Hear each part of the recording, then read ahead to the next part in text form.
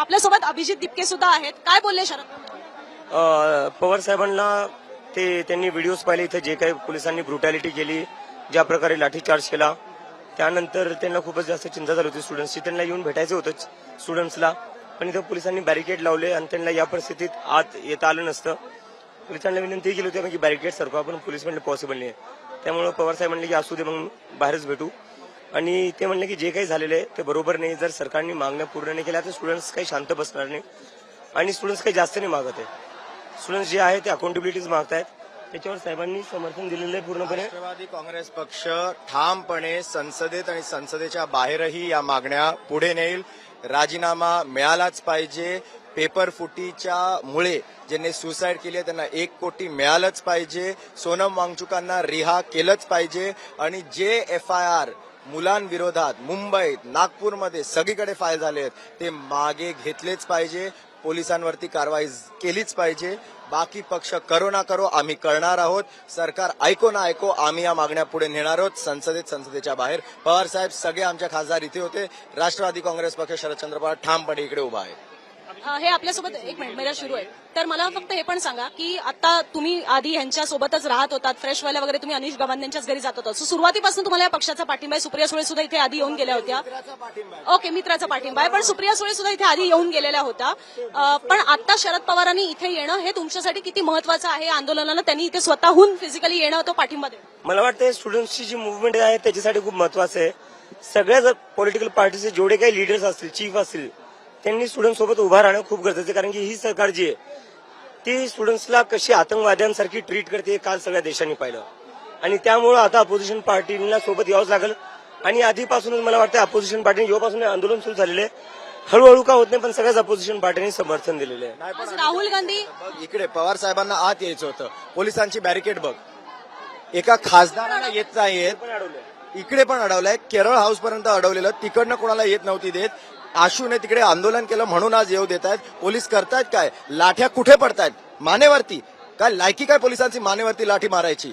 काय मुलींना कपडे पवारांना बाकी सगळे नेते त्यांना म्हणलं मी बॅरिकेड काढा, ते म्हणताय आम्हाला नका सांगू, त्या ऑफिसरला सांगा. त्या ऑफिसरला जाऊन सांगितलं, तो म्हणतो मला नका सांगू, त्याला सांगा. हे सगळं यांचं असंच चालू आहे की इकडून तिकडे भटकायचं म्हणजे वेळ निघून गेला पाहिजे.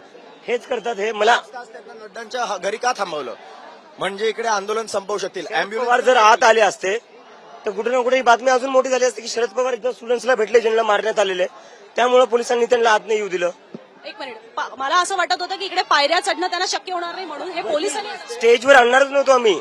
त्यांना आम्ही हे बॅरिकेड काढून इथे जे स्टुडंट्स जखमा झालेले त्यांना इंजर्ड झालेले त्या स्टुडंट्सला त्यांना भेटवणार होतो, पण पोलिसांनी हे बॅरिकेड काढूच दिलं नाही. का असं का केलं असेल? म्हणजे बाकीच्या नेत्यांना येऊन देतात, शरद पवारांना काढतात. नाही आता इथून पुढे विरोधी चालू शकतात. बाकी नेते ते आता तिथून येत आहेत ना. शरद पवारांसाठी बॅरिकेड काढावं लागलं असतं कारण की त्यांना चालायचा प्रॉब्लेम होत होता. तेच आम्ही थोडंच म्हणले की तुम्ही प्लीज थोड्या वेळसाठी 5 मिनिटासाठी बॅरिकेड बाजूला घ्या. ते आम्हाला गोल गोल फिरवत बसले, याला सांगा त्याला सांगा, प्रत्येकाला बोललो पण शेवटी काही काढू दिले नाही. पवार साहेब आले, पवार साहेब म्हणे जाऊ दे म्हणे, काही या लोकांशी डोकं लावून अर्थ नाही म्हणे. आणि तरी त्यांना यायचं होतं, आम्ही थांबवलं नाही तर ते अजून आले असते. तर इथे हा पण एक गंभीर स्वरूपाचा आरोप झालेला आहे, तो अशा अर्थाने की पवारांना इथे येण्यापासून अडवण्यात आलेला आहे. मगाचपासून आपण जे सांगत होतो तोही एक मुद्दा व्हॅलिड आहे. टेक्निकली बघायचं झालं तर इथे पायऱ्या आहेत. तुम्ही जर आता मी रिक्वेस्ट करेन की राकेश या साईडला येऊ दे आणि राकेश ते दाखवेल की इथे या पायऱ्या आहेत आणि स्टेज किती उंच आहे तुम्हाला दिसतंय. तर त्याच्यामुळे पवारांना तो स्टेज चढणं शक्य नव्हतं, पण पवार चालू फिरू शकतात. त्यामुळे हे बॅरिकेड्स जे आहेत ते बाजूला करून, जे मधले बॅरिकेड्स आहेत ते बाजूला करून पवार आतमध्ये चालत येऊ शकले असते. इथे समोर जे जखमी विद्यार्थी असलेले आहेत किंवा जे कोणी कालच्या आंदोलनात लाठीचार्जमुळे जखमी झालेले आहेत त्यांना ते सहज भेटू शकले असते, पण त्याच्यापासून सुद्धा त्यांना अडवण्यात आलं. तुम्हाला बाहेर दिसत असेल की आता पोलीस किती मोठ्या संख्येने आहेत. जे सीआरपीएफचे अधिकारी आहेत ते सुद्धा तिथे उपस्थित आहेत आणि त्यांच्या म्हणजे एवढा कडेकोट बंदोबस्त तिथे ठेवण्यात आलेला आहे.